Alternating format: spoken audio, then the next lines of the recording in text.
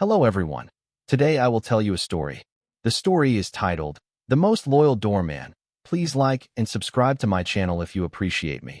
You can skip this if you don't like this video. Thank you very much. The story begins as follows.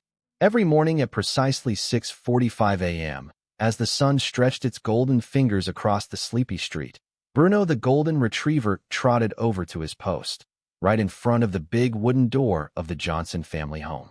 To any passerby, he looked like a simple dog lounging on the porch, but in his heart, Bruno knew the truth.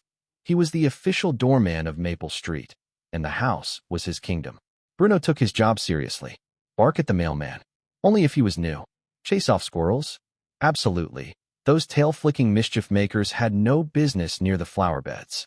Greet guests with a wagging tail? Always.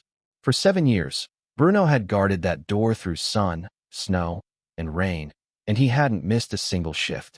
The Johnsons, especially 8-year-old Lily, called him the boss of the porch. With a bandana tied proudly around his neck, Bruno would sit like a statue, eyes alert, ears perked, waiting for the sound of someone he loved approaching. To him, that door wasn't just wood and hinges. It was a symbol of all the belly rubs, fetch games, and evening cuddles that made life worth barking about.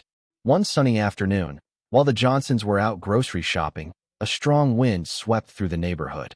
A tree branch cracked, the gate creaked open, and with a bang, the front door slammed shut behind Bruno, locking him outside. But Bruno didn't panic. He stood, tail wagging with quiet confidence. After all, a doorman never left his post. Soon, a delivery man came by, holding a large package. Bruno eyed him suspiciously but didn't bark. He simply tilted his head and let his presence be known. The man chuckled. "You're the security, huh?" Bruno gave one short bark. That was confirmation enough. Later, a little boy from next door tried to sneak into the yard to retrieve a ball. Bruno trotted over, gently nudged the ball back with his nose, and gave the boy a polite boof. No entry allowed without permission. The boy giggled, gave Bruno a high five, paw five, and returned home. By the time the Johnsons got back, the porch was spotless, no packages stolen, no plants trampled, and Bruno was sitting tall with pride. Lily ran up the steps and hugged him tight.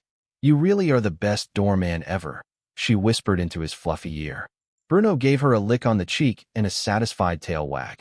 Bruno's story spread through the neighborhood. Kids waved at him on their way to school, neighbors brought him treats, and even the grumpy old man from across the street started calling him Captain Bruno. But the title that made his tail wag the hardest? The Most Loyal Doorman.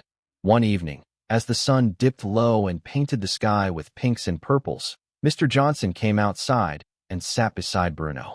"You know, buddy," he said, scratching behind Bruno's ear, "you've watched over this house better than any alarm system ever could." Bruno leaned against him, warm and content. He didn't need medals or headlines.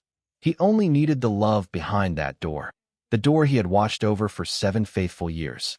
As Lily curled up beside him with her bedtime book, the porch light flicked on.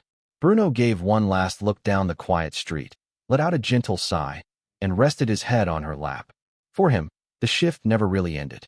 After all, a good doorman never stops watching over the ones he loves.